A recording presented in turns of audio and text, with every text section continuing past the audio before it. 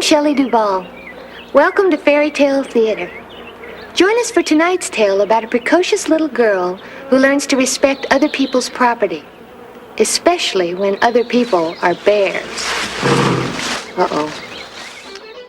Hey everyone, it's Jonathan, and welcome to the third episode in a semi-recurring series over on my other podcast, Every Version Ever, which I've been sharing here as well on Shelley Duvall's Fairy Tale Theater. I'm currently working on a brand new miniseries for my series within a series, Every Fairytale Ever, this time covering kids lost in the woods, i.e. Hansel and Gretel, Little Red Riding Hood, and Goldilocks and the Three Bears. This is the first episode of this new miniseries, and because I am once again covering Shelley Duvall's Fairy Tale Theater, of course I am joined by Callum of the podcast Once Upon a VHS. He's done both of the other episodes with me, and we have more planned for the future. We'll start out this episode covering Little Red Riding Hood, followed by Hansel and Gretel, and finish up with Goldilocks and the Three Bears. Well, with this group of episodes, I think I might have a new favorite episode. Oh, interesting. I definitely have a favorite out of these three. Okay. But well, I don't. So when I said to you, John, that Shelley Duvall's Fairy Tale Theater is it's a great series. There are lots of different takes and lots of different fairy tales that are covered, obviously, but the quality varies a little bit. Mm-hmm. These are not my three favorite episodes of the series altogether, but it's a good theme to talk about, and these are quite an interesting three episodes to compare with each other. It could, like, I would probably have to rewatch the others that I've watched to make sure, but part of the reason why this, I'll just say it, Goldilocks I think is my new favorite, but I did watch these in the order that they were released. So I started with Little Red Riding Hood. I think these all came out one right after the other, like not immediately, but like in the lineup of episodes, it was weird that the three that I chose were so close together. But I started with Little Red Riding Hood, went on to Hansel and Gretel, and then finished with Goldilocks. I think Hansel and Gretel kind of bummed me out, and then Goldilocks was just so much more fun and funnier that it was like, I love this. Yeah. That's funny because the order that I watched them in was Hansel and Gretel first, and then Little Red Riding Hood, and then finished off with Goldilocks. So similarly, Hansel and Gretel is... yeah, it's a bit of a bummer. It's not the most fun episode, but Goldilocks brings something quite new and quite different to the story. So yeah, there's some inventiveness there, and there are a lot of good elements to Little Red Riding Hood too. So yeah, this is a fun trio of episodes for us to compare and contrast, I think. Well, let's start with Little Red Riding Hood. This one was interesting because up until the end, I didn't really know what direction they were going to go with this. Because, like, there's several versions of the Little Red Riding Hood story, and some of them, like, tame down the end. So, like, sometimes the grandma's dead in versions that I've read, and other times they're eaten, but then saved afterwards. And for whatever reason, I was just thinking that nobody was going to get eaten in this version because the wolf is a human wearing wolf clothes, so it's like it didn't. How's that going to work? Yeah. Yeah. Which, I mean, I shouldn't have been thinking like that. This is a fairy tale. It doesn't matter if it doesn't work or not. Exactly. Yeah, you're right. There are so many variations of this story, and on our podcast Once Upon a VHS, we covered this famous 80s gothic horror version of Little Red Riding Hood, The Company of Wolves, and there are a lot of gothic and sort of like powerful elements to the Little Red Riding Hood story that a lot of horror writers are quite drawn to. That there have been quite a few horror films that have been inspired by Little Red Riding Hood as well, so quite often adaptations either lean towards making it very dark and edgy, or they'll go the other way, and if they're aimed at kids, they'll do maybe like a comedy sort of parody of the story, or like a reinvention of it. So there was like films like Hoodwinked, for example, off the top of my head. So they kind of have fun with the story. So there are relatively few straight adaptations of Little Red Riding Hood, if you know what I mean. Yes. So this is one that almost walks the line right down the middle of it. So it's not a darker, edgier take on the story, and it's not a pastiche of it either. Uh-huh. It's a story which it has humorous elements, and there are things that it does that put a little bit of a twist on the story. But one of the main kind of influences on the energy of this episode, I would say, is the fact that our cast, our Little Red Riding Hood, or Mary as she is here, is played by Mary Steenburgen, Yeah. and the wolf, who is Reggie the wolf, is Malcolm McDowell, and they were married at the time. So it was. They were? So, I yes. missed that. So it's there's this whole subtext to the relationship between Little Red Riding Hood and the wolf, which is only just underneath the surface in this version of the story. Yeah, so that's quite fun. Yeah, that's interesting. But now I almost feel like rewatching it with that in mind. Yeah, and maybe it adds an extra layer to the to the situation. And it's a cool choice. I think it's an understandable choice that we're aging up the character of Little Red Riding Hood here. So Mary Steenburgen is playing her rather than as like a young girl. This feels like a version of Red Riding Hood who is a woman who has been very much sheltered and protected from the world by her parents and her family. These are total helicopter parents. Yeah, I was sick of them right away. Oh my goodness. Very neurotic. Like when the mother's like dusting off the logs before they go on the fire and things like that. It's pretty extreme.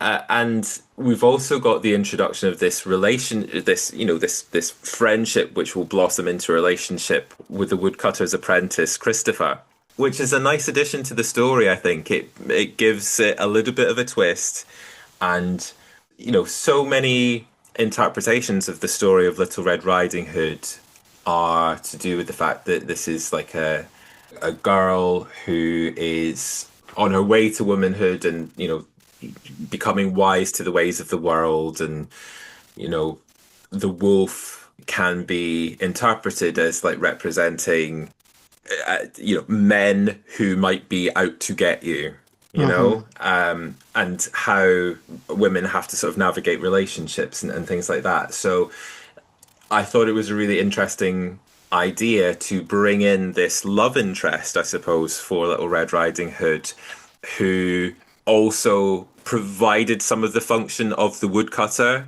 in the story. He's the one who saves Mary and Granny from he cuts open the wolf with scissors, which was I think it's like just quite a nice, neat way to expand the story in a way that updates the story, but it doesn't make it feel too far from the fairy tale itself. Yes. It felt like they added stuff to it in a way that felt like they weren't adding stuff to it. Because sometimes people will take a fairy tale and add so much stuff to it that it just feels bloated, like they're padding for time. But this felt like they were telling a natural story. Yes, I agree. Goldilocks will come on to that later on, but for me, Goldilocks expanded the story in such a way that almost like about half of the episode was like completely new material. That is true. I mean? The story of Goldilocks ended at the halfway point, and then they just kept going. And then they just kept going with something completely different, which I think there's something to be said for that in itself. But this felt like it was an expansion of the story that worked, and it was tonally.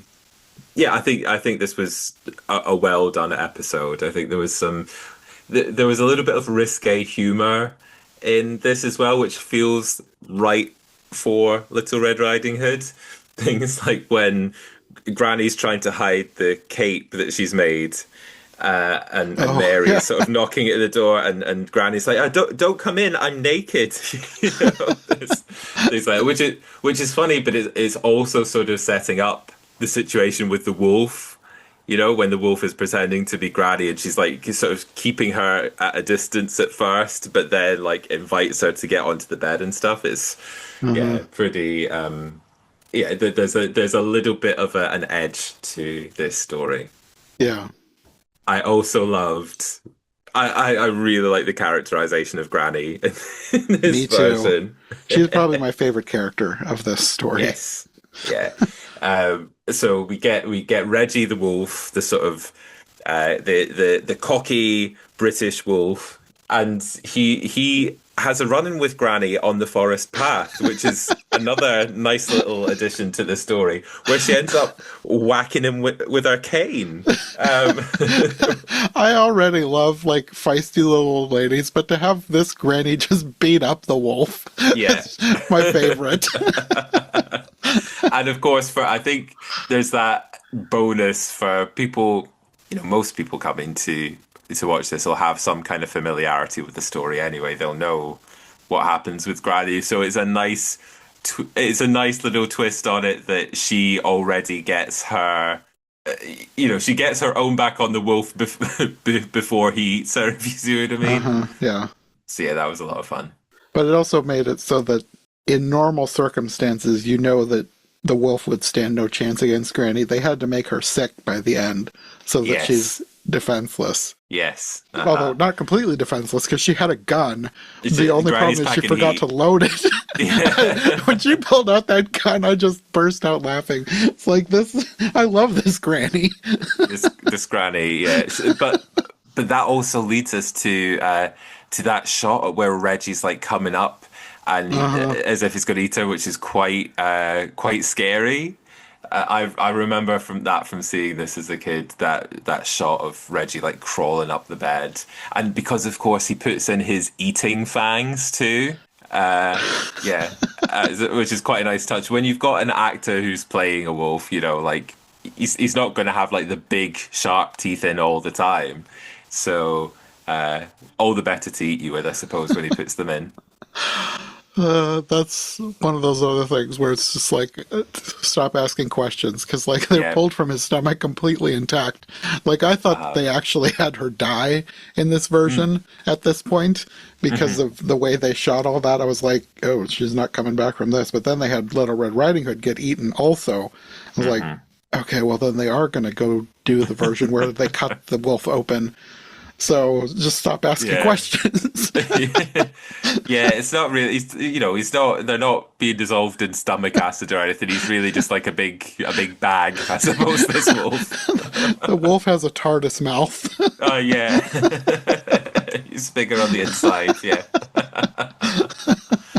yeah, and of course he gets his stomach filled with rocks at the end. Yes. Which once when they started talking about like he wasn't dead, then I suddenly remembered, oh yeah, I remember reading a version where they put a bunch of rocks in his stomach, and yes, this is the one they're going with. They Yeah. fill him with rocks and throw him out the door. A big dummy they throw out the door. Yeah, I always love a good dummy joke. yeah. Yeah, and that's the thing. But yeah, it's just so much fun, like having that bit of physical comedy of them chucking this dummy out. Yeah, yeah. I like this episode. This is probably my favorite of the three in this selection.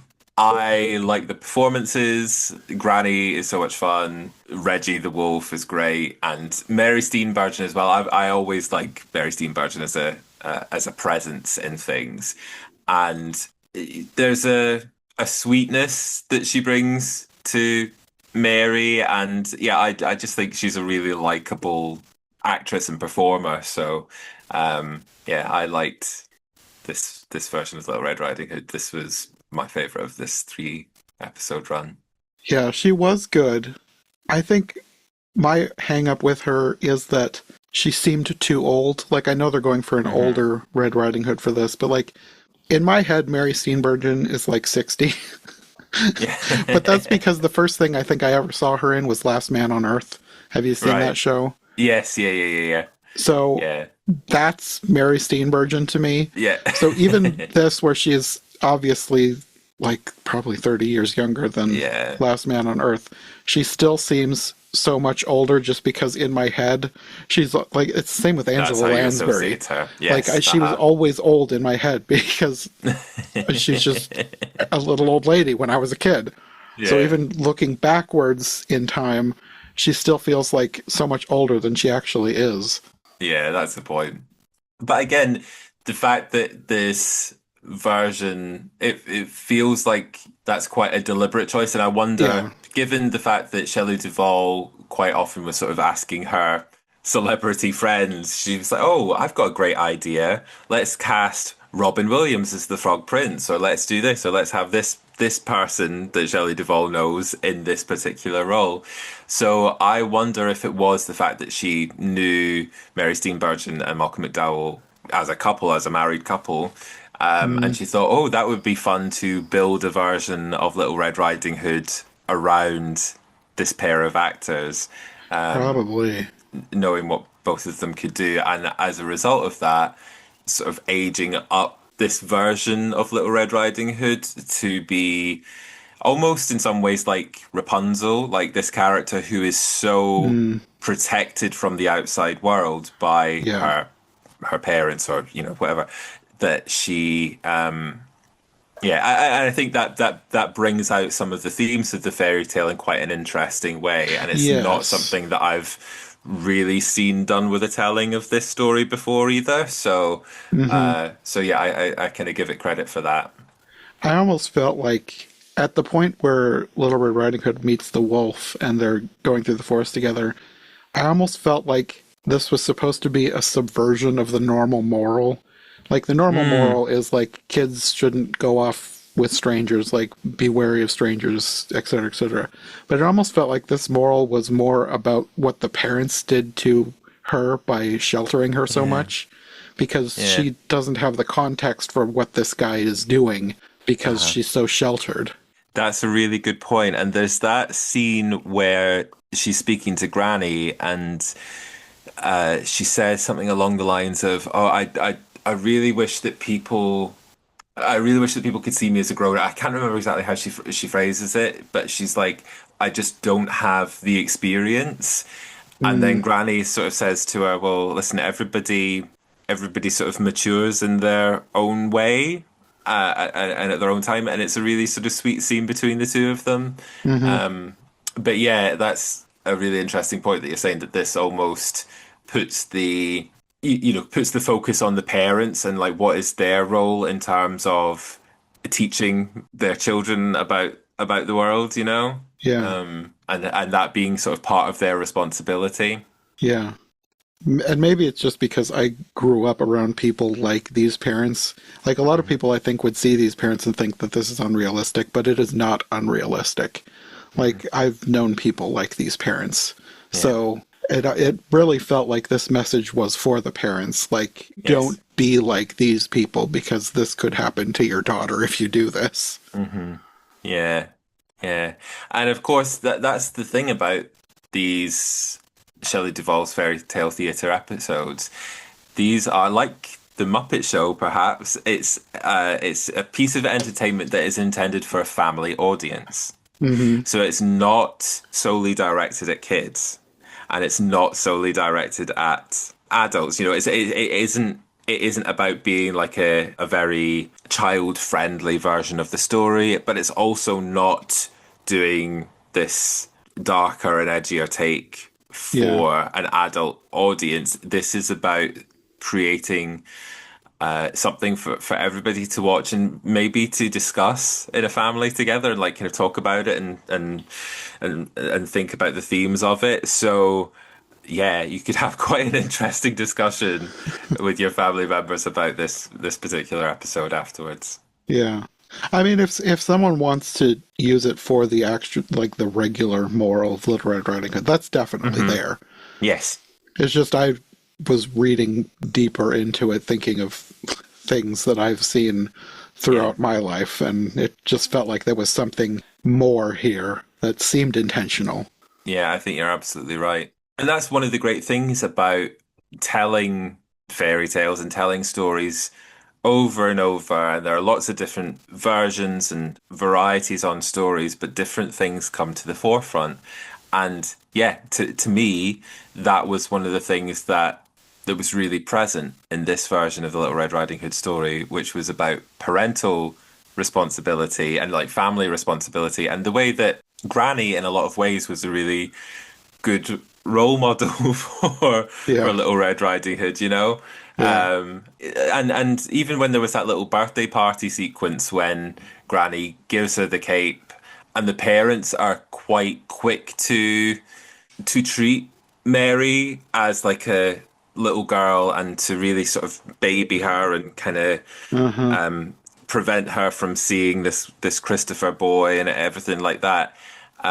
Whereas I feel like Granny, you know, Granny's done the rounds. Granny's Uh-huh. lived a life, and I think she maybe recognizes what's going on here. So yeah, there's a nice family dynamic in this Uh-huh. version that was interesting to see. Yeah. Yeah. As much as I did not like the parents as characters, Granny made up for it, giving her a good Yeah. adult role model. Yeah. And yes, became my favorite character, which Hmm. usually happens. Like, We love thinking of Granny. Hoodwinked, I love the granny in that one too. Just, Yes. I just love sassy old ladies. Me too. And it's funny you mentioned Angela Lansbury earlier on, and she plays the granny in The Company of Wolves. Oh, Yeah, which is yeah, it's a very interesting take on Little Red Riding Hood. Yeah, it's fun. maybe I should add that to my list. I don't always love horror versions, but Yeah. I don't usually shy away from them for this series because it is interesting. Like, I'm not a fan of horror, but I do find it interesting to see how different stories are interpreted as horror. So that's not Yes. an immediate turnoff, but Yeah. Angela Lansbury is a draw for me. And she is a very sassy granny in in Okay. this one. So yeah, yeah, it's worth a watch. It's a very sort of dreamlike, almost sort of nightmarish version. I think you get something out of watching The Company of Wolves. But Yeah. always here for a sassy granny. Well, I guess we could segue into Hansel and Gretel, where we have an old lady I did not like. Oh, goodness me. So Joan Collins. I don't know why, I assumed that I was going to like this one the most. I have no idea why I thought that. Like, I've always liked the idea of the gingerbread house and the crazy witch, but Mm, this, maybe it was probably partially because of the stepmother. It was just like, mm.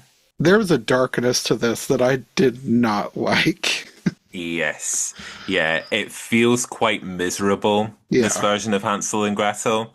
And like, as I mentioned, I really enjoy a dark version of a fairy tale for the most part, but this it felt like it was leaning so hard on the just the kind of the dourness and this and the yeah the misery of it rather than having fun rather than it lacked energy this Uh-huh. other than Joan Collins, who is, you know, she's throwing everything but the kitchen sink into the performance. She's the main draw of this, even as much as we hate her as the character of the stepmother, and as horrible as Uh-huh. that character is, and obviously as the witch.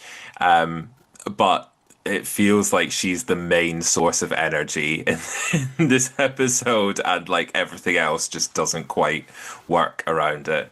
Yeah. Part of it, I think, the kids, they just looked miserable. Like, in some ways the kids felt like a bit wooden, but in other Mm, ways just the looks on their faces, they felt like real kids in a horrible situation. yeah. I watched the Canon Movie Tales version of Hansel and Gretel relatively recently, which, like this version, it takes a lot of its cues from the Engelbert Humperdinck opera. So this actually uses some of that opera music in its score, and the whole aspect of the gingerbread men in like around the gingerbread house being children that the witch has transformed into Oh, gingerbread. okay. That comes from the opera. and that's used in the Canon Movie Tales version too. And that version of the story, it's not a good film, the Canon Movie Tales version, but it just feels a bit more fun. It's got Cloris Leachman as the witch, and Oh, it's a now I bit, want to yeah, see it. I love yeah, her. yeah, yeah. She's having a lot of fun in it. But there's more color and life and energy, and even though it's like really corny and like stupid, that film in a lot of ways, at least there is this energy and like it's doing something, whereas this felt very drab. And what really surprised me when I was looking into this episode is that the director, James Frawley, do you know what else he did? I'm not sure. When I first saw that, I was like, wait, the guy from I Love Lucy, but it wasn't the same guy. He directed the Muppet movie. No, Yeah. Which I'm this is like, not the same as the this Muppet is movie. This is no. this is a big departure from that. Totally, and that was I kind of thought surely, the guy that directed the Muppet movie would be able to get some of that kind of movement and color and things into this, but absolutely not. So one of the other aspects of the Shelley Duvall's fairy tale theatre series is that they often use a particular artist or illustrator as their inspiration for the production design of that particular episode. And in this case, it's Arthur Rackham, who I actually had as a child. My version of the Brothers Grimm fairy tales book had those illustrations by Arthur Rackham, so I recognized exactly what they were going for, like the little headscarf that Gretel wears, and like the design of the witch and some of the design of the gingerbread house were very much inspired by that Arthur Rackham version. And the thing about the Arthur Rackham illustrations is that they're very beautifully detailed, but they're quite washed out looking. They don't have a lot of color. And I think they've maybe tried to emulate that so much that it's had a sort of negative impact, because this film just does look so washed out as well, this Yeah. episode. And it's also shot on location, which gives it a different feel. Like where in Little Red Riding Hood, the forest is, it's a set, and it's, the trees and Yeah. flora and things like that. It makes it feels more stagey in that, but it's But it's more it colorful. it's more colorful, and it feels more storybook in some ways. Whereas this, it feels like they're just plonking these two poor kids in the in the wilderness, and calling it a day. And it felt quite cruel, some of the little additions or twists to the story they put in. The thing that I'm thinking of in particular is when they set up that thing that makes them think that it's the father cutting wood, but it's just Yeah.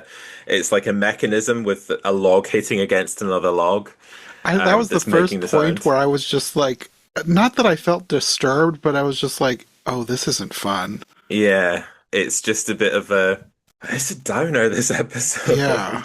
Yeah. And there's a lot of stuff around the kids. What's the line that Gretel says? She goes to eat a berry, and Hansel says to her, "Oh, don't eat that. It Oh, might be yes. poisonous." And she says, "I don't care." Uh-huh. He says it might be poisonous. It might kill you, and she says, "I don't care." It's like, oh my goodness, how how dark is that? Like, A yeah. nihilistic 7-year-old. Oh, absolutely, yeah.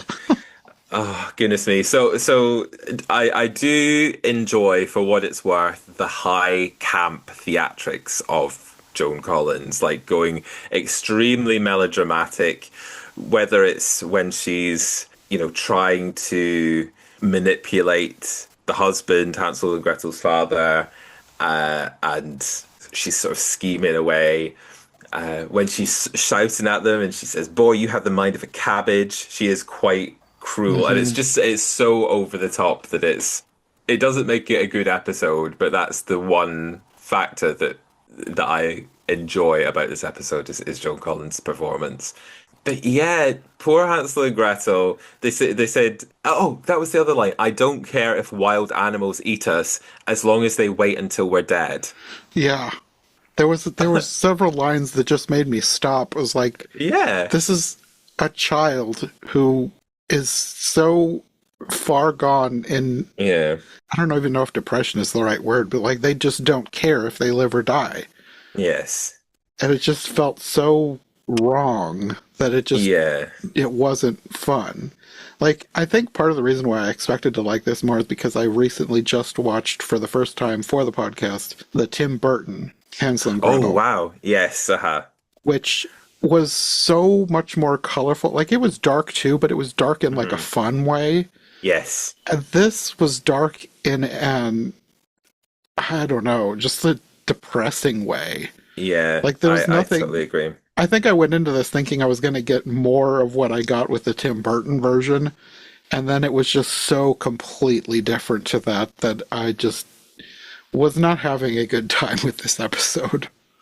So this is an interesting point because Hansel and Gretel being one of the, very famous fairy tales that hasn't had like a really well-known adaptation. Like there hasn't been a Disney animated version of Hansel and Gretel. And it makes me think that this is a story that when it's put on screen, you've got so much opportunity to do really big, interesting visual stuff with the design of the gingerbread house, with the design of the witch, and the Tim Burton version. I don't think that is great, but it has some really imaginative production Uh-huh. design and costuming and makeup and things like that. Like that witch has a candy cane nose, Yeah. from what I remember, Yes. and things like that. And it's like a lopsided, it's the hallmarks of Tim Burton, like in an early form in that film. Whereas here, the gingerbread house is so boring looking. Like it doesn't even have that wow factor, that you might Yeah. look forward to in a adaptation of Hansel and Gretel. Uh-huh. And I wonder if it is one of those stories that hasn't been, made into a Disney animation, or, one of the big studios hasn't really done a major Hansel and Gretel adaptation because of the nature of the story being so depressing in a lot of ways. This is a story about two kids who are living in a time that is so bleak that none of the family can afford to eat, and the parents, rather than find something else, or kind of work towards another kind of solution, they send out the kids kind of hoping that they'll die so they don't have another pair of mouths to feed. And the Uh-huh. kids are so hungry and desperate for something that, of course, they're going to fall into this trap of the gingerbread house and the witch. So there is, at its core, there is something like deeply kind of troubling about Hansel and Gretel as a story. And even the resolution of it, the kids do escape and they burn the witch, and they go back home to their father, and the father says, "Oh, the stepmother's gone, the stepmother's dead," but this is still the father who complied with her scheme Uh-huh. to get rid of you. Do you know what I mean? Like Yes. it's really not a very happy ending when you think about it. Which I got all that this time, but like looking, like I haven't seen a ton of versions of Hansel and Gretel, but I remember reading Hmm. it as a kid. I don't think it had ever occurred to me how dark the story was. Yeah. Like it was just a fun fairy tale, and they fight a witch, and there's a candy house, and it's like this is Uh-huh. a fun story. I don't think it ever occurred to me just how wretched the stepmother is. Mm. It's Hmm. like watching this, I was like, I feel like she's worse than Cinderella's stepmother. Because, Oh like, yeah. Cinderella's stepmother, like, yes, she basically enslaves her, but, like, she still gives her a place to live. She still gives her food. She just treats her badly. This one wants to abandon very small children in the forest so that they starve to death or are torn apart by wild animals, and she doesn't care and wants this to happen. Yeah. It's like this, It's bleak. yeah. And the dad goes along with it. So, like you said, even by the end, when they escape and they're back with their father, it's like Hmm. if they had therapy back then, someday in therapy, those children are gonna be like, "Wait, my dad let this happen." Well, yes. Well, something about this version of the story, with the fact that Joan Collins is playing both the stepmother and the witch, there's something about that that feels like it's playing into a theme. Almost how with Peter Pan, this whole thing with in Yeah. the original stage play of Peter Pan, Wendy's father or Mr. Darling would also play the role of Captain Hook, and they did that in the 2003 adaptation and quite a couple of other like filmed adaptations of Peter Pan. Is that they have the parent or the father play the role of the villain, Captain Hook, Yeah. and it feels like there's some it's playing with something there, like there's a theme there, like it's maybe from the children's perspective they're seeing this villainous aspect of a parent figure, and here we've got the stepmother, and of course in early versions of the story it's not a stepmother, it's their it's their birth mother that is sending them out instead.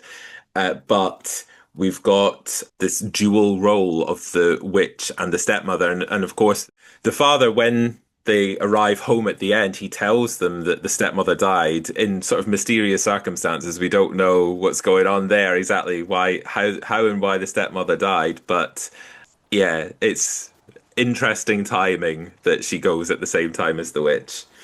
Yeah.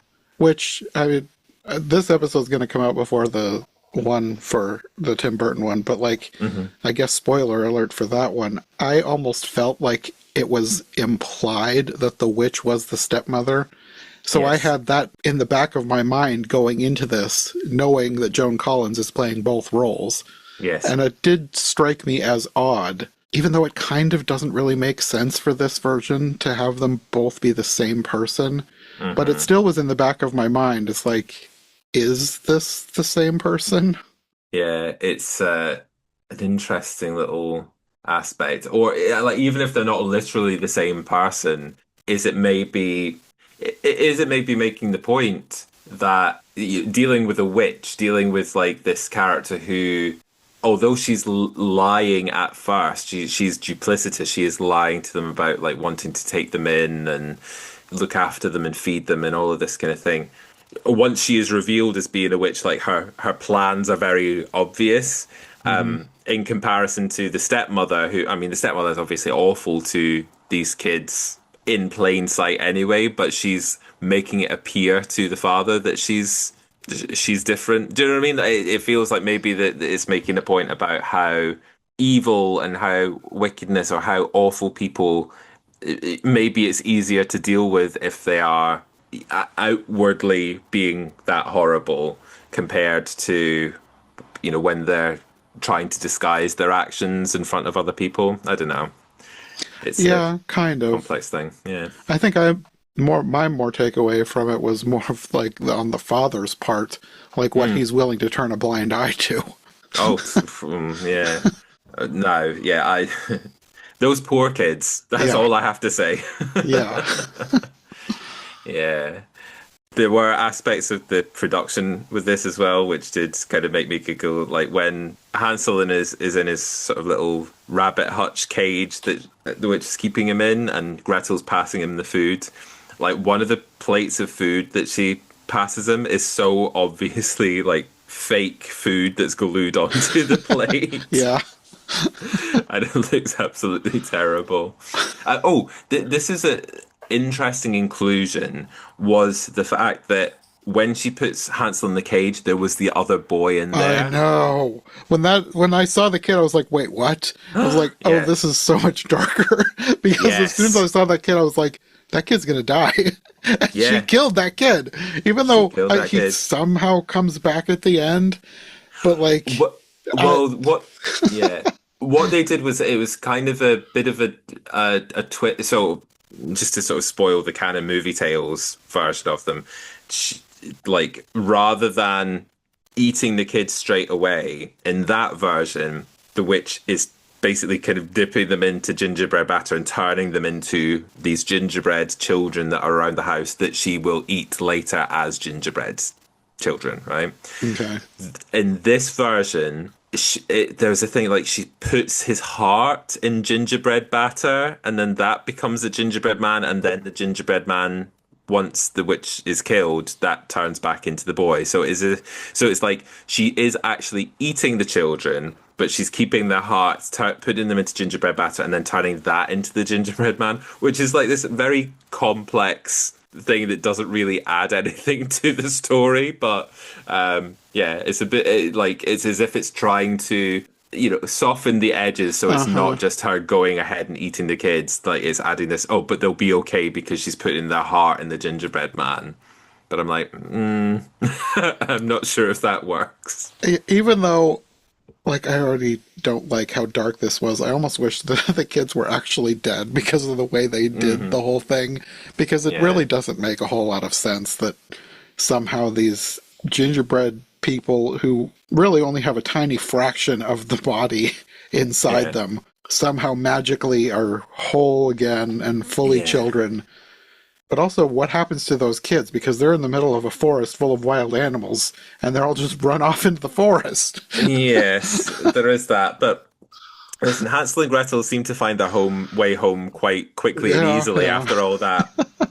Even when the breadcrumbs disappeared. So, yeah, funny that.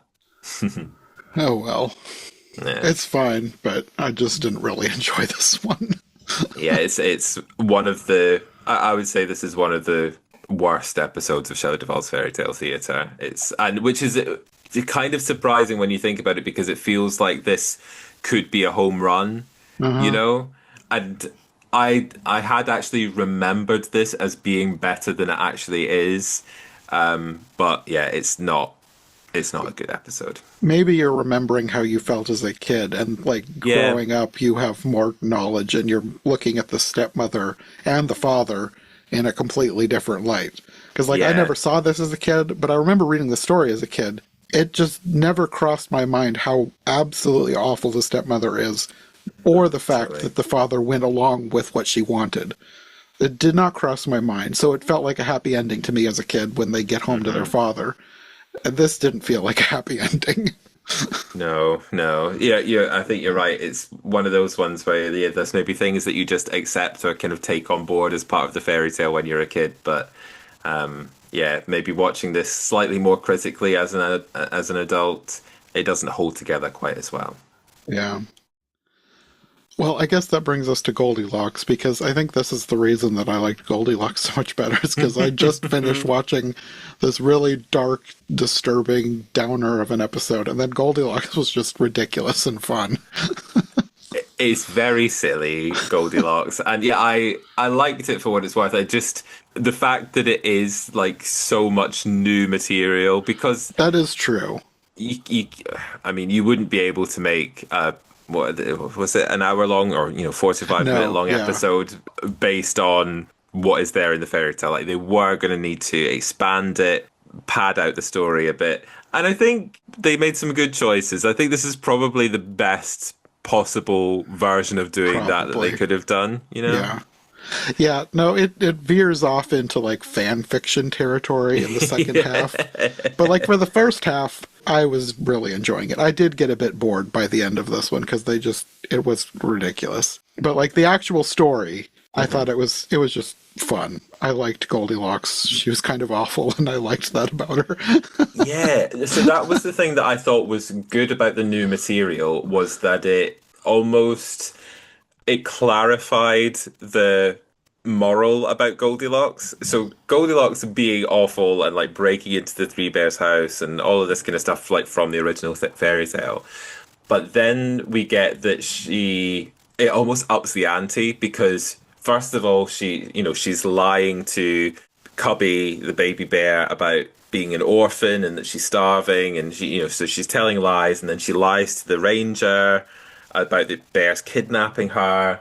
And so she gets sort of caught up in her own web of lies and like bad behavior, and she gets called out on it. So that felt like quite a satisfying resolution to the Goldilocks that we know that's done all of this bad thing, rather than her just running away and getting away with it. It's like it kind of cranks up the character arc of Goldilocks to a point where she crosses a line, she gets punished for it for what it's worth, but she makes amends for it, and so it feels like we get a satisfying resolution to the story of Goldilocks that we maybe don't get in the original story. So I Yeah. have to give it credit for that. Depending on which original story you've read, because I remember reading one when I was a kid where Goldilocks gets eaten. So, Oh, okay.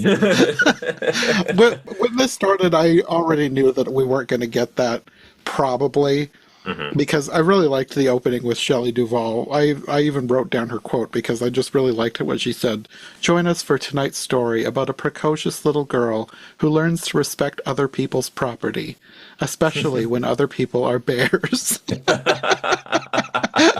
That is brilliant. Oh my goodness. Yeah. Just the way she delivered that, I was like, okay, this is going to be a happier episode. Yeah, and words to live by. She's wise, Shelley Duvall. Isn't she? She's in a beekeeping suit as well when she's Yeah. doing that introduction. Yeah. Yeah. Oh, I love Shelley Duvall so much. This is and her little introduction to the episodes. But yeah, this is a great introduction to it. And then we go from Shelley to the to the ranger who is like the narrator for this episode and comes into the story too. So this is a interesting inclusion, having this ranger character who interacts with both Goldilocks's parents and the bears and Goldilocks herself. But it also gives us a very definite like American setting Yeah. for this version of Goldilocks. And what it reminded me as well is of Yogi Bear. I think that was on purpose because there was a line later in the story where the ranger comes to the bear's house and they were saying something about, if this is about the picnic baskets, we had nothing to do with that. The picnic baskets, yeah. Yeah, very funny. And Cubby here is a little bit boo-boo coded. Cubby is also very Costello of Abbott and Costello. That's it. Yeah, yes, because I was racking my brain trying to figure out why he reminded me of someone. Like there was a character in the far recesses of my mind. I never figured it out. Costello, but not specifically Costello. Catstello from the old Looney Tunes cartoons. Babbitt and Catstello. Yeah. Catstello is what I was trying to think of. There you go. Yeah. So I think they made the right choice in leaning into the comedy of the bears and the whole sequence of them waking up and they've got their alarm clock that's like the four seasons and it's like the end of winter, so they're coming out of hibernation. That's very, very cute. And them kind of interacting and the joke about them going to the bathroom. Yes. And he It made me laugh when I realized that the bathroom was just outside, but they were still waiting in line for it anyway. Yeah. That was good. Yeah. What do bears do in the woods? Well, now we know. Yeah.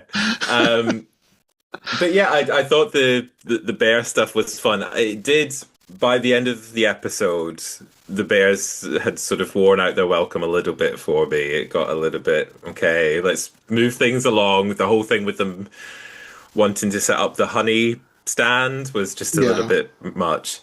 As much as I liked the first half, the second half did get a bit long. And it was because everything it felt like fan fiction, like not the best fan fiction. Yeah. But what I did like though was the aspect of Goldilocks and Cubby becoming friends, or at least Goldilocks like kind of using that relationship, realizing that Cubby, could do with a friend, and she tells him this whole story about herself and stuff. I think that was quite a good way into it. And yeah, this is just such a silly episode. It's not a huge favorite of mine, but I suppose it's impressive that they managed to pull together this expanded version of Goldilocks that does feel like it has something to say, and it's got a kind of a progression for the character of Goldilocks. who is I think the performances are fun here. Tatum O'Neal as Goldilocks is doing some great work. It's a silly episode, but it's got some things to recommend it. Yeah, as far as celebrities go, the only person that I instantly recognized is John Lithgow as Oh Goldilocks' yeah. father. So we have John Lithgow, and as Goldilocks' mother, it's the singer-songwriter Carol King, who of course has a famous album Tapestry, and she's doing a little. She's like needlework. She's doing which says "My life is a tapestry." So that was like a fun little nod to that. Carol King, God bless her, is not the world's greatest actress, and her line deliveries are so stilted. But John Lithgow carries the scene. Yeah. I liked what they did with the two of them, though. Like their little back and forth. Like, I liked, even though she didn't say a whole lot, I did like how dry she was. Like, Yeah. the dad reading the newspaper, and he said, "Now here's some good news. Some scientists say the world is going to end sometime in July." And she's like, "Well, July's always been too hot for me anyway." Yeah. Yeah, and it's just the fact that it's the two of them just sitting on their porch and, keeping an eye in the sort of nosy neighbors situation. Yeah. They didn't have much to do to like drive the story. They were just kind of there, which Yeah. is fine. I did like a few jokes with them, but Yeah. they weren't the most memorable. But I did like that specific joke. That's probably one of my biggest laughs in Yeah. this. Yeah, it's good fun. So the production design for this one, the artist that they're taking inspiration from, and again with that whole this being an American version of the story, it's Norman Rockwell that they're drawing from here, and it's Oh, really? I didn't get Norman Rockwell yeah, from this. yeah. I can see what they were trying to do, but it's okay. Goldilocks's wig is is not cute. Um, yeah, but I suppose you have to have it be, the curly ringlets, like that's the whole Goldilocks look. But yeah, it would just look like a helmet plonked on her head. Tatum. But yeah, I thought there were some cool additions. I thought having the ranger be part of the story, be as both the narrator and then sort of playing his part in the resolution of the story was a nice touch. Almost like a variation on the woodcutter in Little Red Riding Hood in some ways, like this guy that sort of like plays a part in how the story kind of all draws together. And yeah, it almost felt like it was taking some cues from the story of Little Red Riding Hood, like with the parents as well, like because we don't usually see a lot of that. Obviously there aren't that many adaptations of Goldilocks and the Three Bears, but it's pretty forgive the expression, but the fairy tale is pretty bare bones, as it were. Like Yes. it's just a girl comes into the Three Bears house and she tries the porridge, she tries the chairs, gets in the bed, and then the bears discover and they chase her out, and that's it. You know. So the fact that they were able to get some extra mileage out of it all by adding all of this stuff is, it's impressive. It's not the best execution. Well, I don't know. They gave it the old college try. They gave it a good go. So Yeah, I don't have too much to compare this version to because, like you've said, there's not that many versions of this. yeah, Because, like, I was making a list of different versions I would want to do, and I've got a decent sized list for Little Red Riding Hood and a not too bad list for Hansel and Gretel. But with Goldilocks, not that I came up empty, but like as far as like straightforward versions of Goldilocks, you mostly only have shorts. There are very few longer things. So there's not a lot that I can compare this to as far as in terms of how well they fleshed out the story. I liked this episode, but like I said, that might have more to do with what I had just watched. yeah. In comparison to Hansel and Gretel, this feels it is much better. Yeah, Yeah, but then by the end, like you said, that it does kind of wear out its welcome a little bit because, like, the story, as you know it, ends at the halfway point. Because I looked at the time, it was like pretty much spot on the middle of the timeline at the bottom of the screen. It's like, okay, the story of Goldilocks is over. What next? So then they have this whole other story that they've come up with, which is Yeah. fine, but it does kind of wear out its welcome a bit. But I still had fun with it because it was a lot more fun than Hansel and Gretel. Yeah, totally. And I suppose outside of comparing it to other adaptations of Goldilocks, like comparing it to other Shelley Duvall's fairy tale theatre episodes, they had less material to work with, so they had more scope to do something different with it. Hmm. So in a way, similar to Little Red Riding Hood and some of the other stories that they've told that have maybe aren't quite as detailed as something like I don't know, like if you take it in comparison with something like Sleeping Beauty, which has the element they added with the other princess, and Hmm. you know they've expanded the story that way. Goldilocks is like, yeah, we're adding a whole second half to this story, and I Hmm. completely get the fan fiction comparison. It's like here is a continuation that maybe feels a little bit artificial, Yeah. but it doesn't feel like this episode doesn't feel like a complete outlier within the whole fairy tale theater canon. It feels like they've managed to work it in with the house style, if you see what I mean. So Yeah. it doesn't stick out in a bad way. It's just that it's yeah, I suppose in some ways this is quite an ambitious episode to do something like there's less of it on paper, so you have to create more of it from whole cloth. So you got to give them some props for a bit of imagination. Yeah.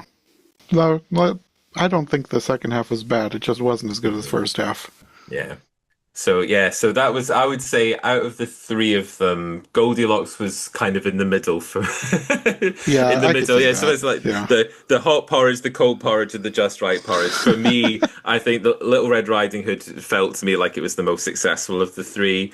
Goldilocks, yeah, I liked what it was kind of trying to do. I don't know if it was fully successful in executing it. And then Hansel and Gretel, oh, not not great. I mean, it was successful in that if they were trying to tell a downer story about an evil stepmother and a wicked witch, they were Well, yeah. successful in that way. Maybe too successful, and that's why I Su- didn't care for it. Successful in depressing all of your viewers, yeah. But yeah, Goldilocks was a nice, uplifting, Yeah. ridiculous story after just being kind of down in the dumps for an hour with Hansel and Gretel. Yeah, and it's nice to have something completely different. Yeah. Yes. Yeah, I appreciate that. I like it when shows can be one thing for one episode and then something Yeah. completely different for another one. That's one of the reasons I really like Doctor Who, Mm. because there's so much variety. And not Yes. that Shelley Duvall is any in the same as Doctor Who, but like there's a variety of types of shows. Like even within the context of fairy tales, you get a variety of tones. Like these are all Hmm. three very different tones of episodes. Yes. Yeah, you're completely right. Yeah. And I don't know, I really like anthology shows, things that do have that scope to do something completely different each time. And like you say, Hmm. Doctor Who is like a rare example of a show that has like a continuous through line. You Yeah. know, you've got the Doctor and the companion, or whatever, but there is that opportunity for variety in the episode tone and the kind of stories that it's telling. But I think we're getting fewer, and when I think back to things like Tales of the Unexpected or The Outer Limits or The Twilight Zone and all of these great anthology shows, but even more recent stuff like Amazing Stories. I say more recent stuff. In the 80s and 90s, you had Amazing Stories, the Steven Spielberg Uh-huh. anthology series. I suppose the reason that we're getting fewer of those nowadays is because it's more expensive to create an anthology series because you're casting different actors for different characters each time rather than having this consistent cast that are going through, and you have to contractually, there's all of these expectations that you have to meet with all of these different people that were involved with each different episode, Yeah. if you know what I mean. So I think What I'm saying is I hope that we see more anthology type formats of shows in the future. But I'm a bit concerned that studios are less keen to make those. But I wish we could get something like Shelley Duvall's Fairy Tale Theatre on our screens again. Yeah, I was thinking that last night. I was just thinking like it would be so much fun if we could have someone putting together something like this Yeah. in this day and age, because it would be fun to see some of the more modern stars give their take on some of these classic stories. Yeah, that'd be amazing. Well, I think that's all we've got for these 3 episodes, but I think we will be back in the future for more of this show. There's still plenty more Shelley Duvall that we can talk about. Yes, and I think next time we'll have a better selection of episodes to have a think about. Yeah. Yeah, I've already picked out which my 3, but I have no idea what to expect. But Ooh, some interesting stuff. yeah. So we will be back eventually for more of this. But until then, do you want to let people know where they can find you on the internet? Yes, certainly. So I'm one of the co-hosts of Once Upon a VHS, an 80s and 90s fantasy podcast. And you can also find us on socials at Once Upon a VHS. Okay. Well, thanks for joining me today, and we will see you again for more fairy tales in the future. Thank you, John. Thanks for listening to Every Version Ever. If you enjoyed this episode, make sure to subscribe and follow my co-hosts as well. All of our links will be in the description below. If you'd like more podcasts like this one, all of our shows are available on YouTube as well as most podcast platforms. If you'd like to support this show, check out Johncast Media on Patreon for everything here, plus bonus and extended episodes you won't find anywhere else. We'll be back soon with another brand new episode, so thanks for listening, and we'll see you next time.